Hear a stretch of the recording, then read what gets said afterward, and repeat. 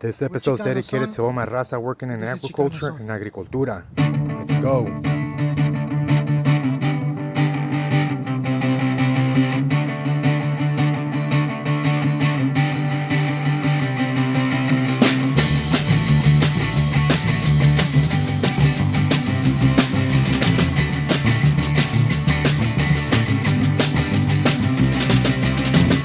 Un intercambio cultural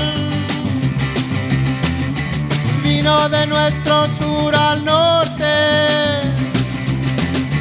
Todo empezó a sonar muy bien. Todo empezó a crecer.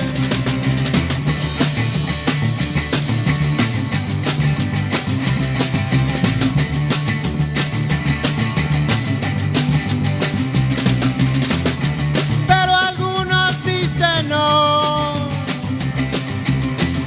empiezan a tratar de controlar. Nunca serán bailadoras, nunca serán soneros.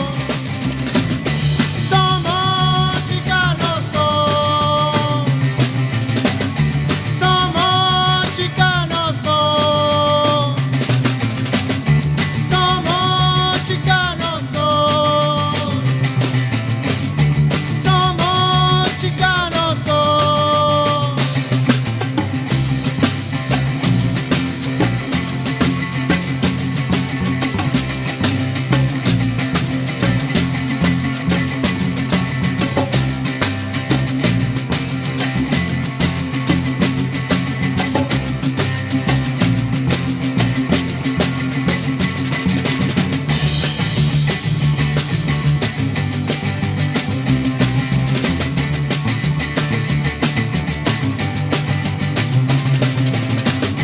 No la primera vez aquí.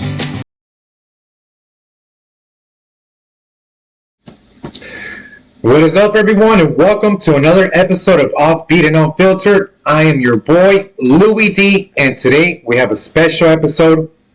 Shout out to all the agriculture workers out there, and shout out to all the companies out there that give us the work. And today we have a special guest. Go ahead and introduce yourself. Hello everybody, my name is Robert Masson. I'm an agricultural extension agent for Yuma County Cooperative Extension. Awesome. And tell us what you're bringing onto the podcast today. You have a Yuma Farm Film Festival going on. Yeah, so I'm an agricultural extension here in Yuma. So I work for the University of Arizona, and my job is to extend the resources of the University of Arizona out to the community. I specifically help farmers fix problems. So what we've done is we've kind of have an outreach to the community where we're doing a film festival where we're showing different films on agriculture that we've made, the Yuma Fresh Vegetable Association made, and Greater Yuma Economic Development Corporation has made. Great.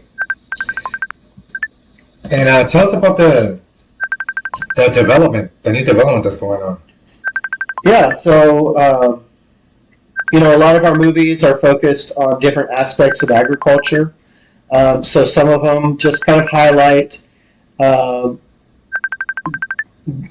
economic powerhouse that is Yuma agriculture, that we generate 90% of the leafy greens consumed by the nation through the months of November, from November through April. Some of it's focused on ag tech, all the new technologies that we have going on, like drones. And I've seen those drones, and believe me, those drones look futuristic, like it came out of a Terminator movie. Oh yeah, there's some amazing technology now.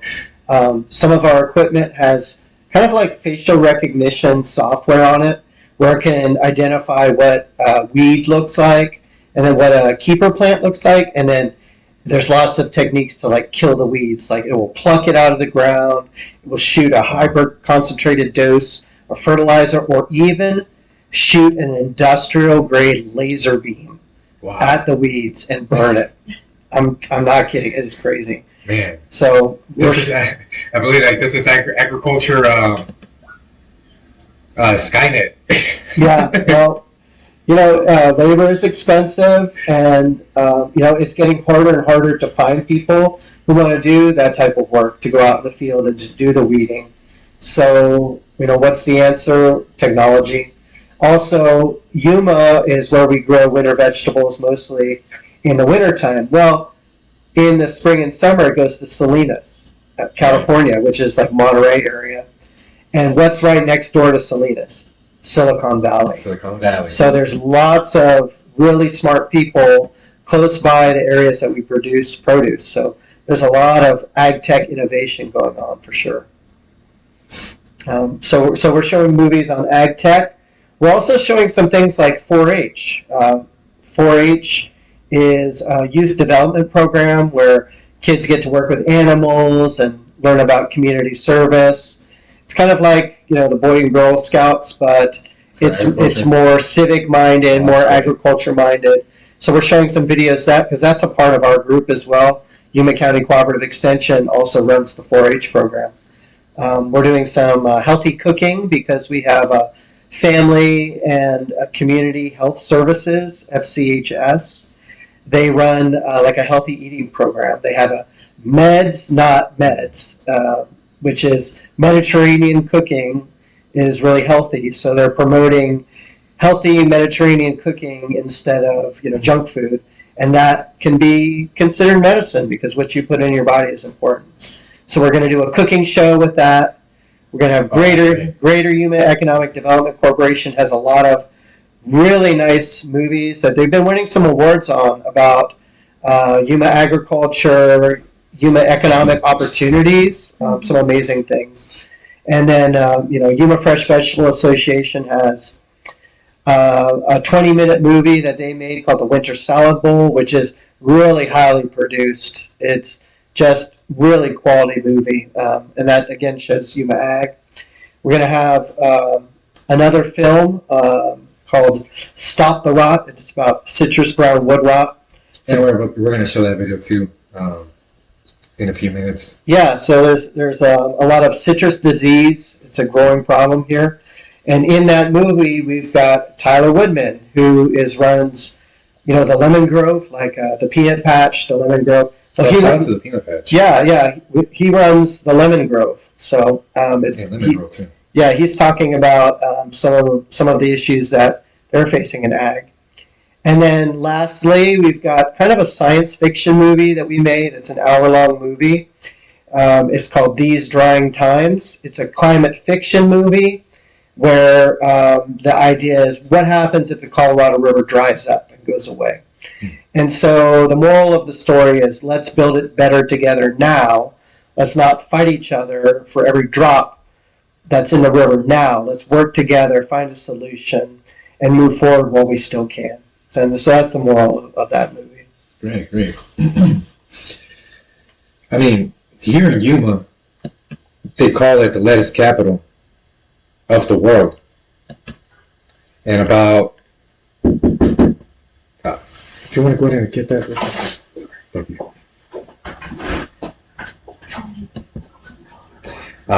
Yeah, we have our guest joining us right now. Well, I mean, one of the co-hosts joining us right now. Coming up early right now. But Yuma produces roughly about 90% of all the leafy greens from November to April, which equals to about 170 million servings of lettuce. We got Louis V in the house. Yo! We made it, you. All right. What's up, bro? Thank you for joining us, man. You want to pull up a chair, bro? Get the chair right there. Yeah. Give us a second, guys.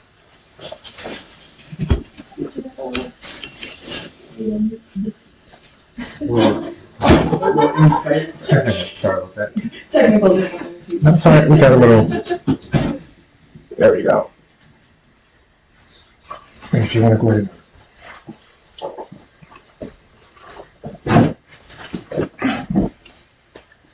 All right, guys, we're back. Yeah, so you were talking about Yuma Ag and Yuma agriculture. So it produces about 170 million servings of lettuce daily during the wintertime. At peak production, 9 salad plants in Yuma area process over 2 million pounds of lettuce per day, and it is estimated about over 1,000 trucks load vegetables out Yuma each day during the produce season. yeah, Wow. we just went to Cooler Road today to promote this film festival and some other events that are going on too. There's a training session for coolers. If you want to get into the cooler business, they really need technicians. So there's an event going on also on December 11th for training. So if you want to know more about that, just contact us through Louis here, and we can talk. But yeah, it's up to 1,500 truckloads per day are leaving Yuma. So 1,500 big rig trucks are leaving Yuma every day. I mean, go to your local truck stop here, and you'll see those trucks lined up, and they are delivering fresh produce all across the United States. All across the United States. I mean, like I said, we're the lettuce capital of the world. Yeah, I never got to pick lettuce. It was always cantaloupe. Cantaloupe? Yeah, Yeah, we grow a lot of melons too. yeah. Well, I had to go to Aguila right there by Wickenburg. Aguila? Yeah. Yeah, that's where I went. Yeah. When you pick the melons, do you cut them or do you pull them off? That was with the blade. You cut Yeah, them. they had me doing like every job there. I hated it, bro. Hated it. We got Louis D in the cam. There we go. Had to bring up the camera real quick, guys. Oh, yeah, he gets his own camera. Yeah, it's It's on always camera. I'm like, damn. When I started eating, I was like, Shout out, Louis. Thank you for joining us today, bro. about my Bud Antle hat. My uncle, he worked there in the 50s, 60s, and 70s. Yeah. So he worked all his life there. Wow. Well, thank you for your service, for his service. And thank you for your service too, man. You were telling me you were in the Navy. Yep, I was in the Navy for 5 years. I was on an aircraft carrier based out of Norfolk, Harry S. Truman. And yeah. So worked with aircraft and fixing problems with aircraft, and now I fix problems that our farmers are having. So a lot of those wrench turning skills and the wrench turning mentality, I was able to take out and help the community with. Well, that's great. Well, thank you for your service and for the service that you're doing now for the agriculture community. Yeah. My pleasure. We have a video coming up that I want to show you guys, which is the first video. That's the one you're showing on the film festival. The lemons you Let's go ahead enjoy and show in that your for- favorite dish To the people right now. Go ahead and bring it up.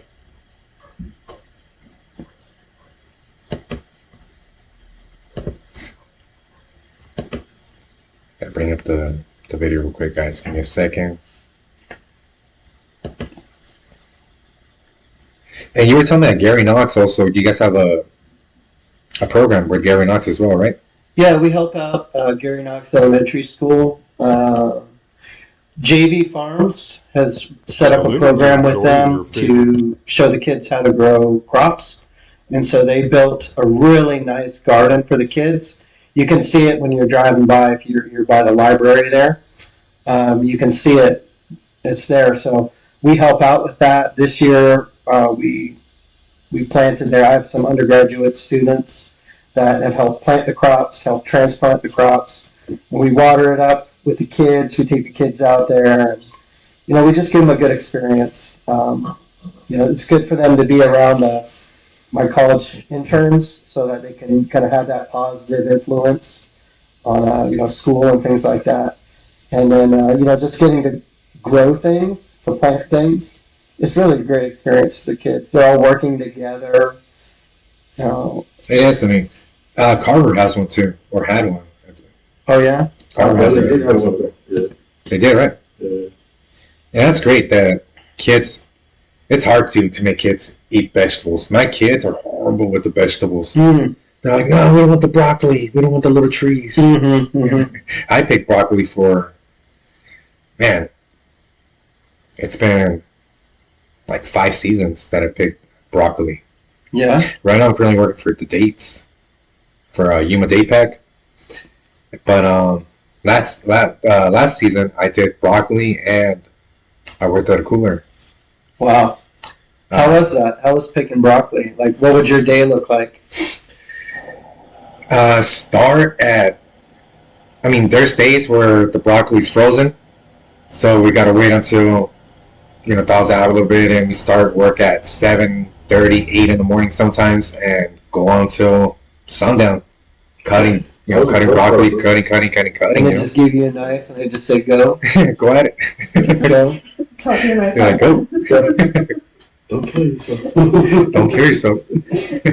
Don't kill anyone else either. And those knives are sharp. This episode's dedicated. But yeah, there's different cuts. There's the, crown. There's long. The bunch. Japanese cut and Yeah. all the different markets, freezer cuts. And I got the video. You guys want to go ahead and check out the video The real quick? lemons you enjoy in your favorite dish or beverage This is the Stop the Rot citrus brownwood rot. The crop needs sun, water, nutrition, There's Tyler and there. a grower I'm going to go ahead to and walk us protect through it the video real against quick. pest attack. You guys can hear the video out there. Wood rot is an airborne fungus that infects This is the video that's going on breaks the down the wood Yuma from the Film inside out. Farm Festival. University of Arizona Extension Specialist And it's team up with by a local grower University of to Arizona. stop the rot. And it's called Stop the Rot. Citrus in Arizona. Well, citrus So that's came in Dr. when Glenn the Ray. Spaniards came He's in. our extension fruit with and nut tree specialist. He's been here 30 years dealing with the disease. Here's Tyler. He runs the lemon grove. Late 40s. Oh, yeah, he's cool. I went by there. Yeah, and that's Dr. Alex Hu. He's from China. He's a pathologist, so he has a laboratory in Tucson. And so it's them talking about this disease and how they approach the solutions to the disease and the problem that it has in our orchards here. We're really a big problem. If you drive by an orchard here and you see that there's like some brown branches, that's the disease. And it will just kill the tree. And there's really no way to protect the tree against it. So it's about them talking about what's going on and the research that they're doing to try to beat the disease, to try to stop the rot. When they burn the fields, the lemon groves, is that to get rid of the disease that's going on there, or? It sure is, yeah. So the disease is, it blows in the air and it's natural. And if there's any wound on the plant, it will infect the tree. Yuma and it will rot is the to wood out. ag what Detroit is to cars And and what the next Silicon film? Valley Yeah, so is the to next film computers. is from the Yuma Fresh Vegetable Association, and it talks all about Yuma Ag. And it's really professionally made, really well done.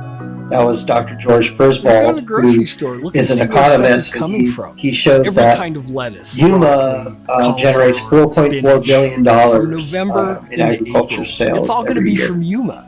So In order he to really produce crunches the numbers. quality, affordable, reliable, and safe food source, you need So you a guys can place see right there, like that's Yuma all in Yuma Colorado. It agriculture. affects the United States and North America. And there's as your a whole. vegetables that you get at the The market, Colorado River is all from the Yuma over-allocated. fields, There's going to be water also from cutbacks. One way to look at from the Winter Haven efficiency of area water as well. use is how much you That's where I used to work produce at, per acre behind foot the of water. Paradise Casino. That's been called crop You per couldn't do it drop. without the water. Yuma's Uh, about 75%. We're really good at using the water. We're 80 to The rest is the 90% Colorado efficient. Basin. The winter If crops you that we cut grow water from use a Yuma, lot less society water would be than giving a lot up of other more summer crops. than if you look Like for lettuce cut uses cells. about 14 to 16 acre inches of water, opposed to cotton, which may use Yuma's 54 doing inches a of lot water, of or things to use their water alfalfa, to which improve year your long uses about Every 84 field inches is of dead water. level, So so they go 14 every to year with 16 GPS inches, or we laser don't use a equipment, lot. so there's no runoff. So that's The Dr. water's put on and then that's it just Paul soaks into the Brierly. ground.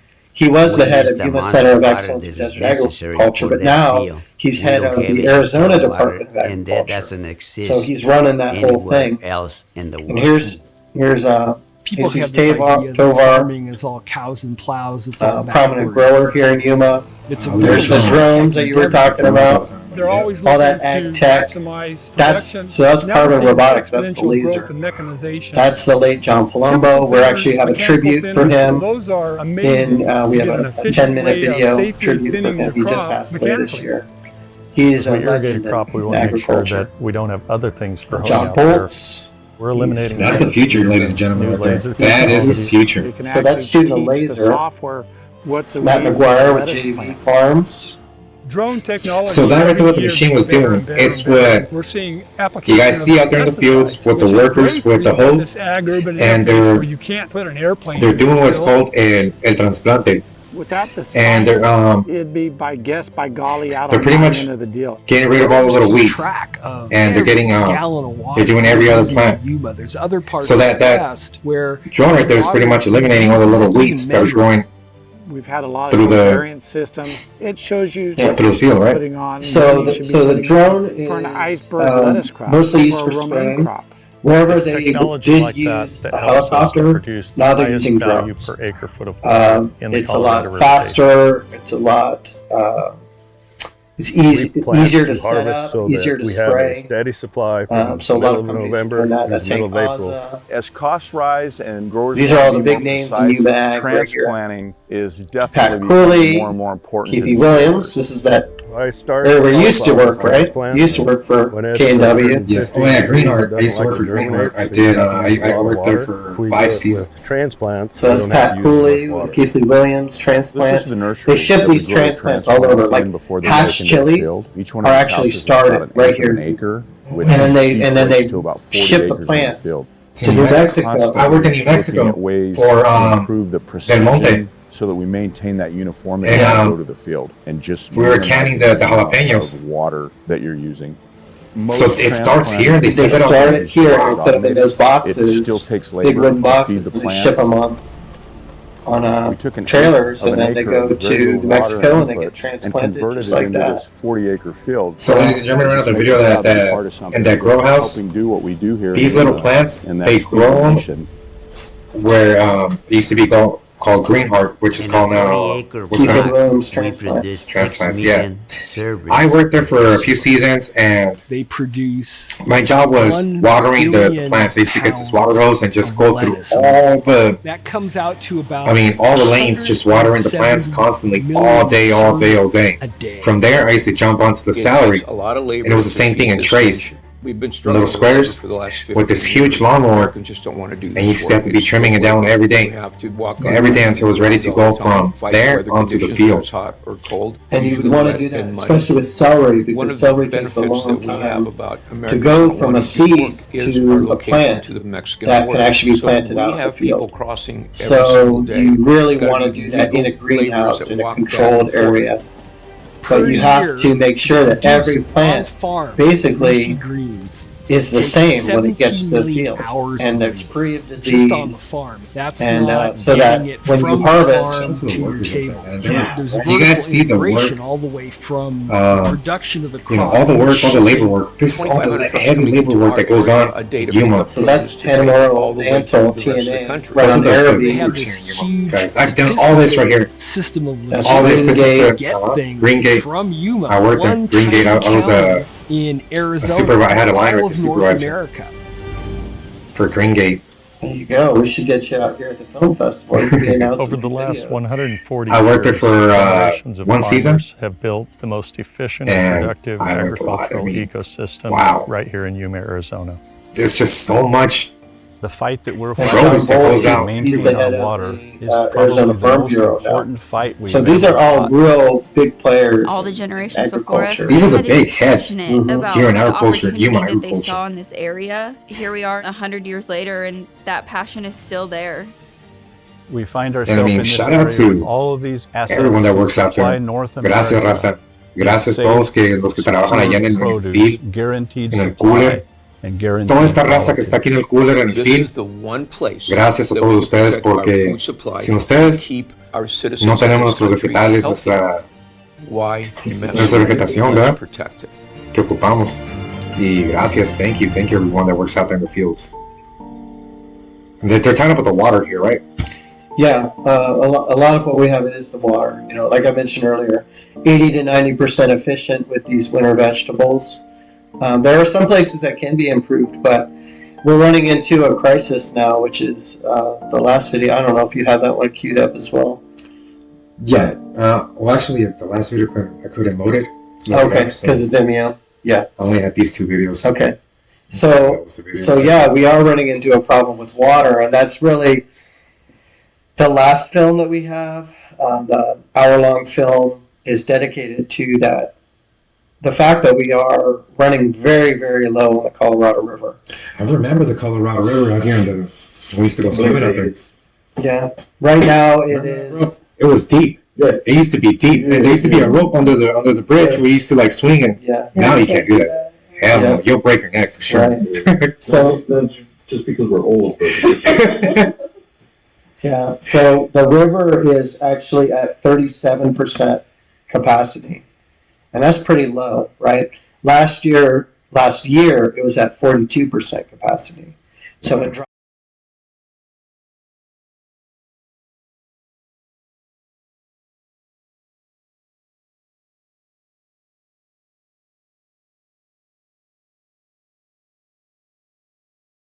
But mostly Arizona, California.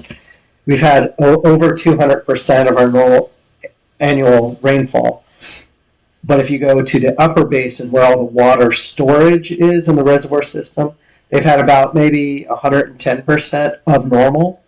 So we're still at 37% capacity. So even though we've had a lot of rain, it really hasn't impacted our storage of water on the river yet. And if it has, it's only increased it a very minor amount. We are in a drastic drought. The water level is getting so low that they're worried that Hoover Dam will not be able to generate electricity. That's how low that we are. So we're in a massive drought right now. And the last two movies in the film festival address that. One is, like I mentioned earlier, a climate fiction movie. What happens if the Colorado River dries up?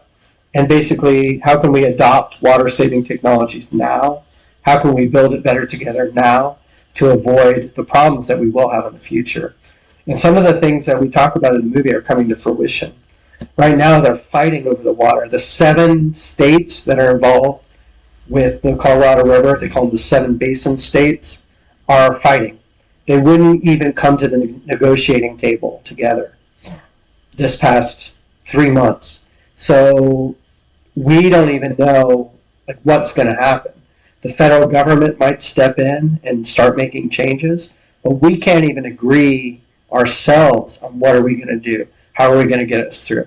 So the last 2 films address that climate fiction movie, and then the last thing addresses a new program that we've created. We're calling it the Master Irrigator Program. The reality is that agriculture uses most of the water in Arizona. 78% of all the water in Arizona, and I'm talking drinking water, swimming pool water, all the water in Phoenix, all the water in Yuma, microchip water, all that water, 78% of it's used by agriculture. Yuma uses 1/4 of all agriculture water. So Yuma irrigators are responsible for 18% of all the fresh water in the state. Just Yuma irrigators are controlling almost 20%, almost 1/4 of all water are going through their hands.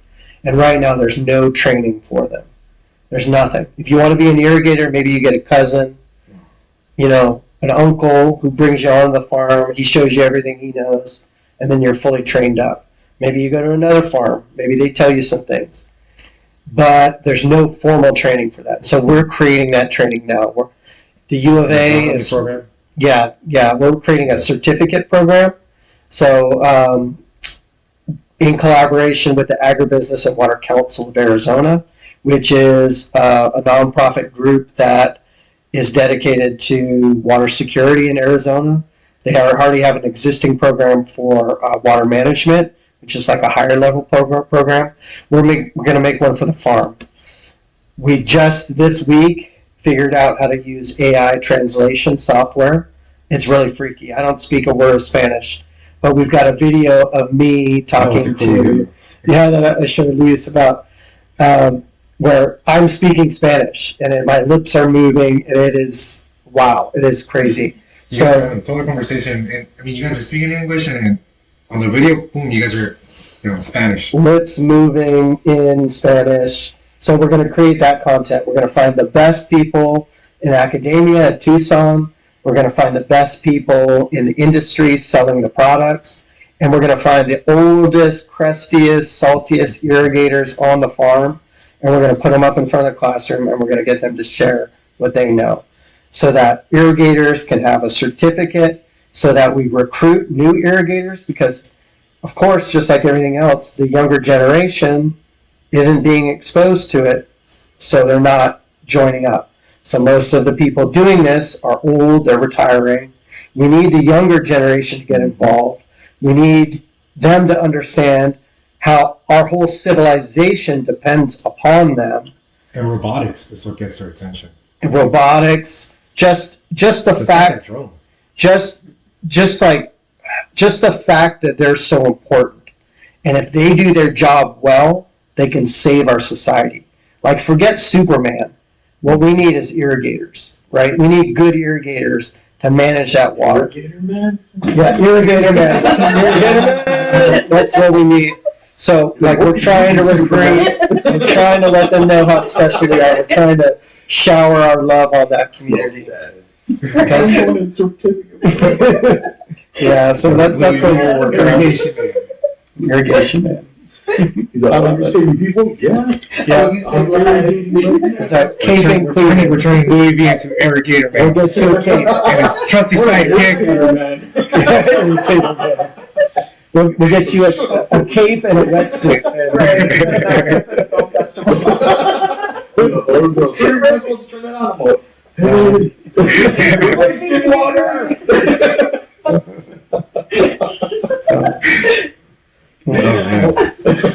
So yeah, come on out to the film festival. It's free. Let me go ahead and bring up that image real quick. Thursday, December 11th from 6 to 9. Historic theater downtown. If you haven't been to it, it's the coolest thing ever. It's like old, built like, I think, 1920 or something like that. The seats feel like it. Super old. It's a cool place. They're going to have concessions open. You can buy popcorn, you can buy beer. Just, bring your friends and, just join us. And this year, we're making the movies. Next year, I want to see your movies. So if you're a local filmmaker, and you would like to make movies about agriculture, email me. If you have a good idea, if you have a good script, if you have some actors that you work with, we'll come and film you. We have a videographer. So this is all about community development. We want your love for Yuma to shine through on the films. We want to put you on the big screen and celebrate you. So come on out. It'd be nice to get some actual people that work out there in the, that are out there in the field. That's a story. Someone right? does the job, that. Right now, get on tired. Yeah. Hey, look, you're already sporting the hat. What California, bro? Yeah. Well, that's another company right there. Yeah, well, like you were saying, cutting the broccoli, that's a story in itself. Where does your broccoli come from? What are the different cuts of broccoli? What's it like working with a knife all day long? In Spanish, I'll say it in Spanish. So los cortes son de corona, which is just the head of the broccoli. Y de tronco, it means with the long stick. And those right there, you put them in bunches. Shout out to la cuadrilla de Isa from Esparza Enterprises out there in Winter Haven. That's the company I worked with for all those seasons. Esparza out of Brawley. And there's different cuts. Yeah, there's definitely different cuts. Once it gets to the cooler, that's where they cut it into little tiny pieces. They into cubes, dice it up, and bag them. And they go straight to all the markets. Cooling them down, cooling them down. Getting the cold chain.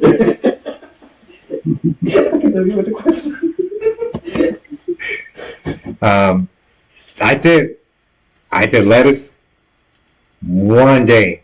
I mean, not one day, but I mean, It felt like one day. it was just a one day, bro. Shout out to everyone that cuts out lettuce, because that's a crazy heavy, crazy back breaking job. God damn. I lasted one day, bro, and I was like, you know what, I'm good, dog. You know what? Shout out to everybody that comes, on the contratados, on the contract, because like you said, a lot of people don't want to do that job.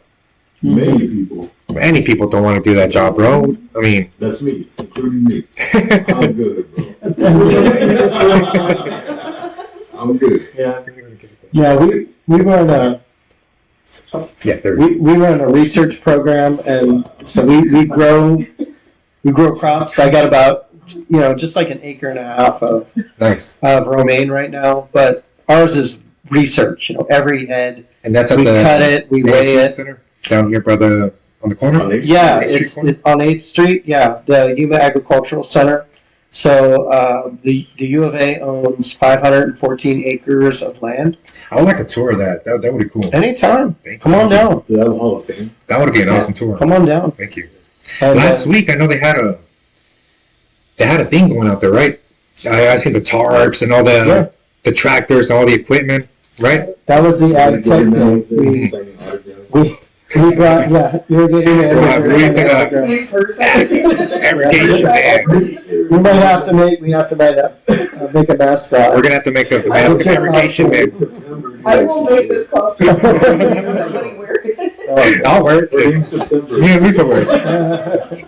So yeah, we had our ag tech day there. There was lots of companies coming in, demonstrating their technology. There's some people that were talking about internet accessibility and 5G, and they were just going over my head. I was like, man, explain it like you would a kid. And they're like, we're building a highway system for information that can drive on it like cars. And I said, man, you better buy me a taxi, because I don't know the first thing about driving on that highway. So yeah, but it's here. There's an initiative now. The governor was here last week, signed some things into proclamation. So one, they made it so autonomous farm vehicles can drive on the road. So like if you've ever been to Phoenix lately, you've seen the Waymos. Oh man, those things are trippy. The cars that drive themselves. Wow. Have you seen those movies? I've seen some Waymos. Wow. So Waymos the way. Waymo out the way. Yeah. So Governor Hobbs was here, and she signed into. So pretty much it's self-driven tractors. Self-driving tractors, yeah. Wow. Self-driving tractors. We hear all Man. and also, my job next season. Also to support all this, there's something that hasn't been done anywhere else, and they're putting broadband internet capabilities into every agricultural field in Yuma. Wow. So they're building towers to receive information. So that you can have all this autonomous work. So every single field in Yuma will have Wi-Fi accessibility and broadband and whatever the next step is coming on. Because Starlink is good, right? So the alternative is Elon Musk's Starlink. Yes. And a lot of ag tech is built along that platform. Does Elon have a foot in him into the agriculture or not yet? Or is this just strictly out there to space? Via Starlink, yes, right? Mm-hmm. A lot of the information is connecting to satellites, but what they're saying is that Starlink is really good for bringing information down. Like if you want to get TV stuff, like if you want to have things come to your TV, it's really good at bringing information down from the cloud. But in ag, what our requirements are going to be is we're going to need a lot of information uploaded to the cloud. And so because of that, they're really promoting this broadband initiative. which is another thing that Katie Hobbs signed in, was the Broadband Authority, which is basically like a group that's going to manage all that and protect it against cyber attack, to make it available, to really treat it like a key infrastructure resource that it is. And the rest of the U.S. is watching, because this hasn't been done anywhere else in the United States, only in Yuma. And we're lucky to have that technology here in Yuma. But also, where does that put the people that work out in the fields? All that people, I mean, I know it's still developing. It's still under development, all these machines.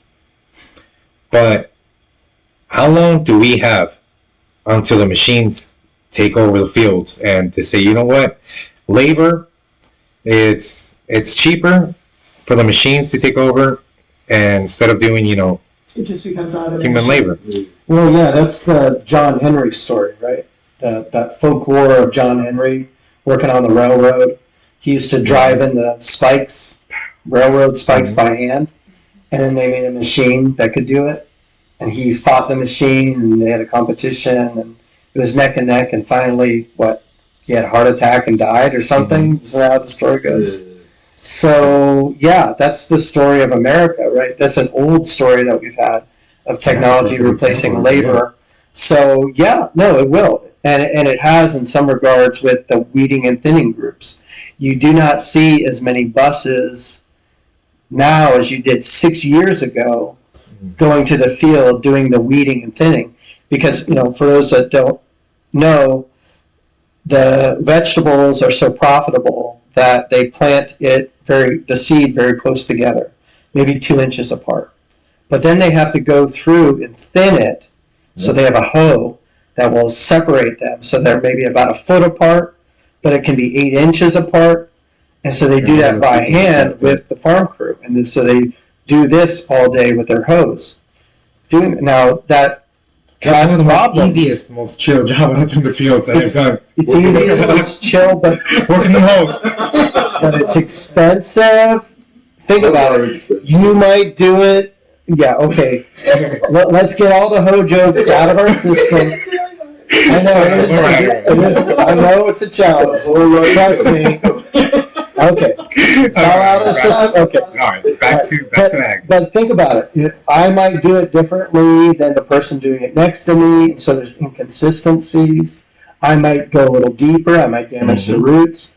And at the end of this crop, you want to go through, and you want to have every plant be the same, so that when you harvest it, every single plant is getting into the box. You have no walk by. You don't want to come back twice. Yeah. So if you damage the root or anything like that, and you slow the growth of the plant, they're not going to want to come back a second time to harvest it. So you need more uniformity. And what's going to give you uniformity? A machine. A machine that has facial recognition technology on it that's going to examine the plant, figure out, which one's a keeper, which one it needs to kill, thin it out. I mean, it's only going to get better, right? It's only going to get like, oh, this plant here needs a little dose of fertilizer, squirt. The next plant next to it is fine. The next plant needs a little squirt. That type of technology is coming too. The next real big thing will be the harvesting, because right now it can only be done by hand. To get that broccoli head cut, it requires the hand and the eye and the coordination of the knife. The lettuce is the same thing. It's so low to the ground. But the next step will be automated harvesting. Because I've seen this machine that it takes off 3 lines, 3 surcos, and it cuts with water pressure. And so the machine would get there, spread the leaves, and then get the head and throw it back. And and it would just be going on and on and on. I don't know how. Would that change the price of produce? How real that machine is. Yeah. So right now, the machines can't mimic what humans can do in that regard. But the desire is there, especially from a food safety perspective, Sorry about that. because food safety is really important with produce, especially like lettuce, because it's grown low to the ground, it's irrigated with river water, it's consumed raw. Like I used to work in the popcorn industry. We didn't really care if there was salmonella on the popcorn because people were going to cook it and make popcorn, right? Tell us that story right there, man. That's a pretty cool story right there, man. You used to work for a very prestige company that it's well known in the United States, and it's a big company for popcorn. Yeah, for about 3 years I worked for Weaver Popcorn, which is the world's largest popcorn company.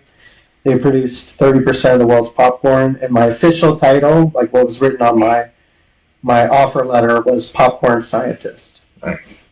So I worked at all levels of basically fixing problems with that they faced in the industry, with creating new varieties, flavor development, quality assurance, like food safety, and grain bin conditioning. Like they would harvest it, and it has to be a certain moisture percentage, or else it didn't pop, or it would be rotten. So I would be in charge of adjusting the fans on green bins and things like that. So, but just like fixing problems, troubleshooting, fixing problems. So, lots of popcorn. I know a lot about popcorn. I love popcorn, but man, when you get to a certain age, that popcorn in your stomach, ooh. You gotta watch out in your teeth. So when in your teeth, man, you gotta be there with the little stick and flossing right away, right through. But I could smash a whole bucket of popcorn at the theater. Yeah, and come on down to the film fest. Film festival. When is lots that? of popcorn there. When is the film festival? So the film festival is on December 11th from 6 to 9 at the Historic Theater downtown. It's free. Come on down. If you want to guarantee your ticket, because hopefully we'll sell out, you can go to find our page on Eventbrite. Just Eventbrite, Yuma Farm Film Fest. Get your ticket now. Help me sleep a little better at night because I know you're coming. And it'll be a good time. Let's push it out. Everybody, let's go to that Yuma Farm Film Festival at the Yuma Historical Theater. Free popcorn. You can never go wrong with free popcorn. Bring your favorite seasoning for your popcorn. I love kettle popcorn.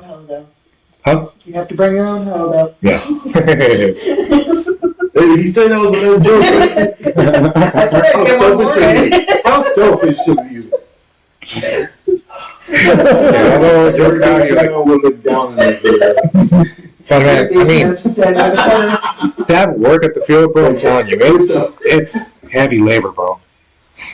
And I've done beats as well. Working the beat. That was one of the most easiest jobs that I've had too. Yeah, you've really been around. I've done it all, bro. I've done it all except for being the owner. Being the owner, yeah. And cauliflower. I didn't do cauliflower, but I've done the 1 day of lettuce. Since 2013 till 2 years ago was my last. Last year I did the broccoli too. Yeah, last year. So what do you like better, working on the forklift in definitely working on warehouse? forklift. Yeah. Right now I'm working for, like I said, a Yuma Daypack, and I'm a forklift driver right there. I have done 3 seasons out in the fields too, counting 19.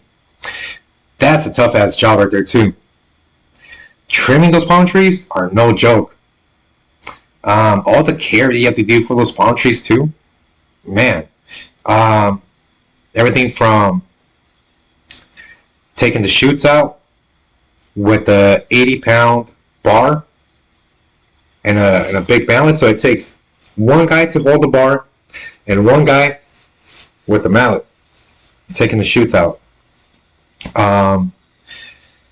You get up there on the palm tree, you take all the extra thorns and stuff like that. That right there, you gotta be careful because they fall on you. And I got bit by a spider. out of there. My pants ripped from the middle. I did get, the spider bite in a very delicate area. That's gross. It was close to righty. I'm not gonna lie, guys. It was close to righty, but it wasn't on righty, but it was near righty. It did send me to the hospital for a whole week. And One spider? one little tiny ass spider. I did not get Spider-Man. I did not get Spider-Man fucking superpowers. You know she was? I was probably shooting. I couldn't shoot webs, bro. That sucked, man. So they felt guilty and they gave you a forklift job. Yeah. No, actually, no. Check it out. Don't sue us, please. So check this out. I worked there for quite a bit, and like I said, I got bit by a spider. I was out for a whole week. Came back 2 months later, and they gave me the irrigation job. Yeah, irrigation man. So, yeah, so see, there you go. That was a pretty chill job. They gave me a little Jeep.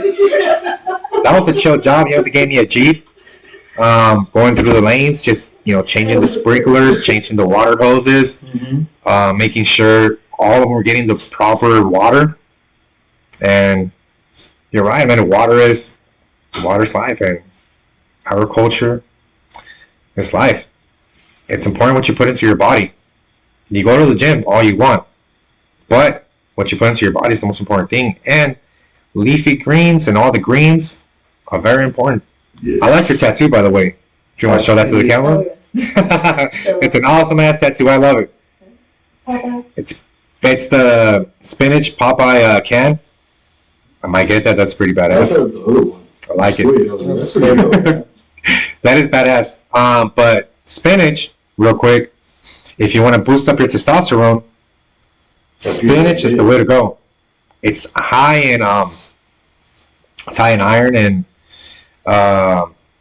zinc, magnesium, and all that stuff. And if you do yourself a shake in the morning, you buy yourself that naked green mix. You throw a scoop of protein, make sure it's plant-based. You throw a handful of spinach into your shake, along with coconut water. I use coconut water or just regular milk, But that right there will boost up your testosterone a lot, bro. I used to do boxing, and I got tested one time, and tested high for testosterone. They asked me about my diet, and they're like, "What's in your diet?" I'm like, "Well, a lot of spinach." They're like, "Yeah, there it is. It's in the spinach." So you bodybuilders out there, or you, everybody that goes to the gym wants to get swole, get on your spinach. That's right. So you keep cooking it, bro, because you throw a little bit of in it. You're like, what? Oh, that's spinach. Yeah, that's spinach. So a lot of people think it has high iron, and it's actually a myth. And here's where the myth originated from. When they were figuring out the nutritive content of all these vegetables, there was actually a rounding error. The guy in the laboratory put the decimal in the wrong spot. So it. He's like, that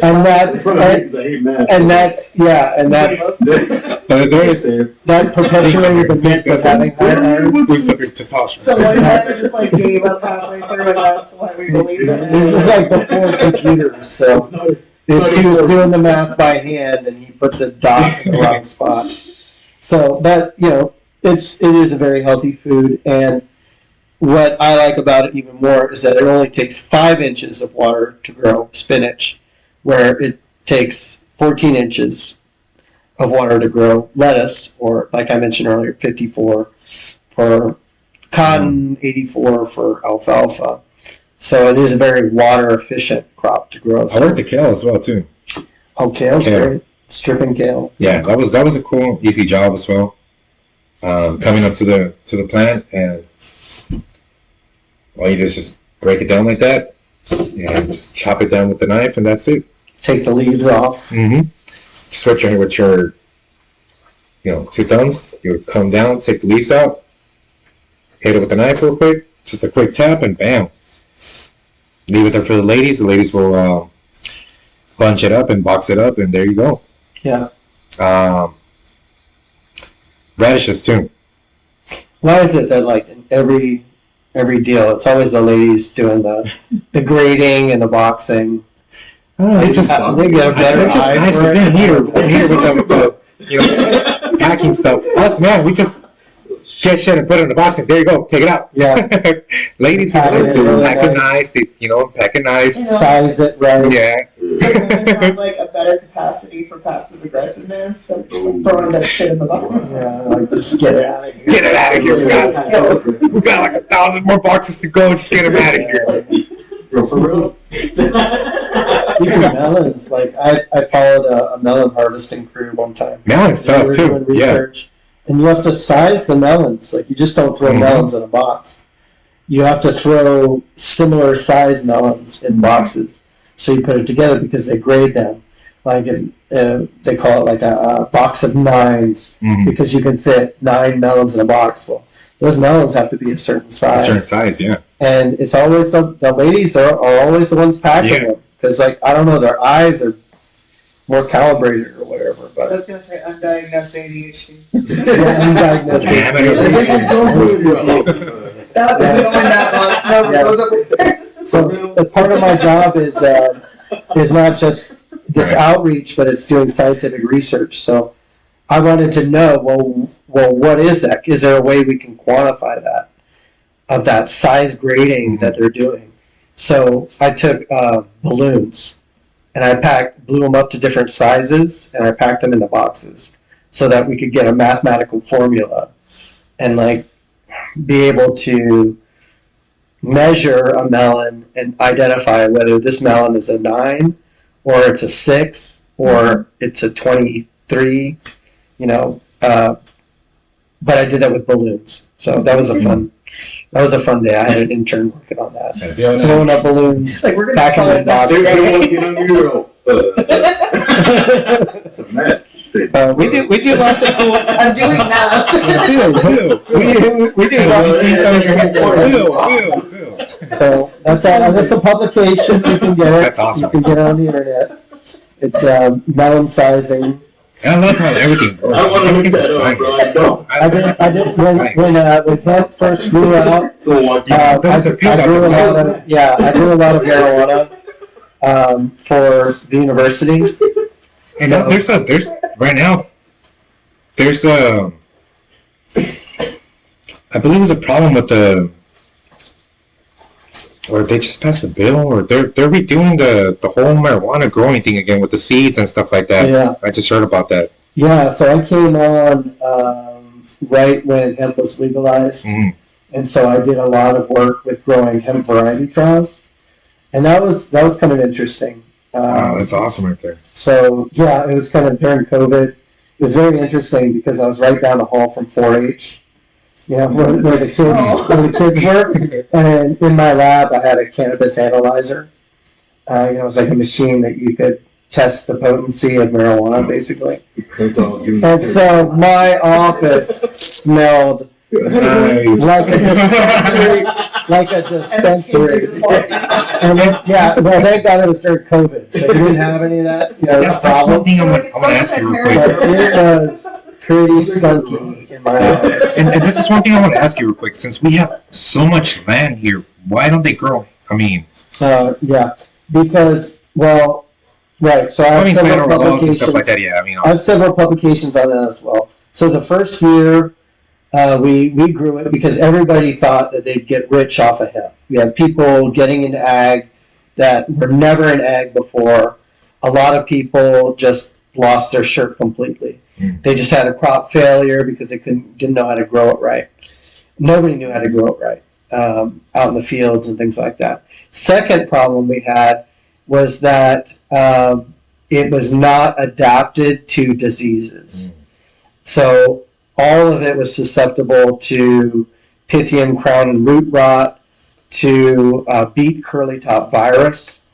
So we just had massive die-outs across the whole state due to these diseases, which are present in every other crop we've had, but we've bred resistance into the crops. So, but these, because they're brand new, because they were probably babied in a greenhouse somewhere, or really, they were probably really horrible, like cannabis, because who talked about CBD before Right. before that? So it was probably really bad, poor quality cannabis that would just do CBD. And then the third thing is because of our heat, like THC and CBD go up in a ratio. It could be like 21 to 1 or something like that. But when one goes up, the other goes up. And in the heat, that really drives that cannabinoid production. And so it would be above the legal limit for THC, which means that they would have to crop destruct the whole thing. So, like legally, it should be 1% THC is the cutoff. But my understanding is it was 1%, but that was wet weight. When they dried it down, they made it 0.3% was the legal limit for THC. Well, everything that I grew was above that. It was 0.4, 0.5. Not enough to get anybody wrecked, but enough to be illegal where they would make you burn down the field. So, I mean, there's so much. Yeah. If it's too high, and it's just it's not that much. It's not 20%. It's not 15%, which a dispensary would have. It's like 0.4%, which is above the legal limit. Oh. They would make you crop destruct the whole thing. Come on, dads. You guys gotta just legal, man. There's so much stuff you can do with it. And then lastly, the market was saturated because everyone in the country was trying to get rich quick off of that. So nobody made any money off of it. The whole warehouse is full of harvested product that couldn't make it to market. They tried to salvage that with converting it into Delta 8, which has a psychoactive component. So that gave a little bit of a boost in the market. And they were trying to say, CBD cures COVID. They're like making all these health claims with CBD. Every 5 years, we cure something new. That's right. Every 5 years, we cure something new. So they're trying to make all these claims.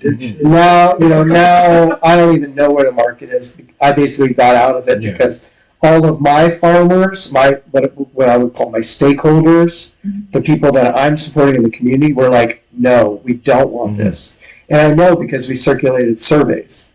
That's how I figure out what I need to do, is I circulate surveys. And all of them were like, get out of hemp, humus for vegetables. We don't want any of that. It made that area around Highway 95, behind Roland's Water World, real stinky. That first year, you remember that?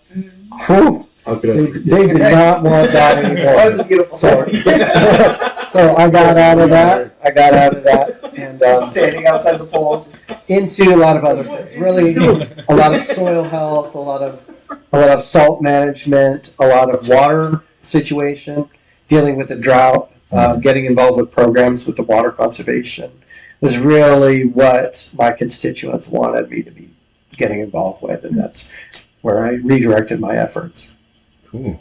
I even tried to make hemp salad green because Yuma's the winter salad bowl. Yeah. So hemp microgreens, I worked with AZDA, the Arizona Department of Agriculture, to come up with a way to legalize that. So it is legal. So if you want to sell hemp microgreens, you can. There's a pathway for you, but just nobody wanted to do it. So I got out of that as well.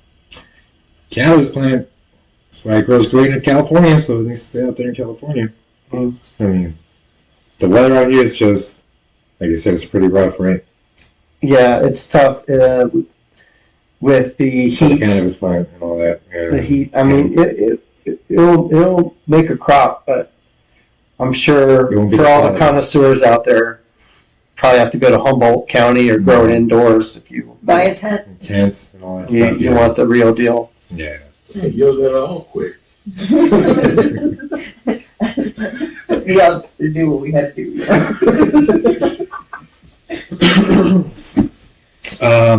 But yeah, there you guys have it. A little bit of agriculture life in Yuma, Arizona. Thank you guys for everything you guys do. I'm talking about the agriculture industry. Thank you guys for bringing jobs for us, para la raza, para la gente que trabaja en el field. And, from the field to the cooler to the marketplace. And shout out to you guys, because that's a back-breaking job, and a lot of people don't want to do it. So we thank you. We thank you for all your all the vegetation that you guys bring to the table. For our nutrition. So big shout out to you guys. Yeah. Shout out to you guys. Yeah, thanks for keeping vegetables an everyday food and not a something special food. Without your hard work, that wouldn't be possible. Wash your vegetables before you eat. Make sure you wash them. Always. And go to the Yuma Farm Film Festival, December 11th at the Yuma Historical Theater. Yeah. Free popcorn. Bring your best seasoning. I am Louis D, and this is my special guest again, Robert Masson, Ag Extension Agent, Yuma County. And we have Oh yeah, Harley Quinn. So if you ever want to get a little reading with the cookies too, the taro cookies. The terry cookies. Shout out to your terry cookies. They were good. Awesome. And Louis V. Hey, I made it. Thank you for joining us, dude. Thank you. Thank you. See Irrigator Man. Irrigator Man. Shout out to you, bro. And where can people find you? I know you said you have a YouTube page. YumaExtension.com is our website, but you can email me at mason@arizona.edu. It's Mason with 2 S's. Masson. Nice. And again, guys, go support your local farmer markets out there in the counties. You can see a lot of local produce out there being sold on the side of the road. And yeah, thank you guys for joining us today for Offbeat and Unfiltered. And we'll join us on the next one. Shout out. Peace out, guys. You guys have a good night. And happy Thanksgiving to all of you.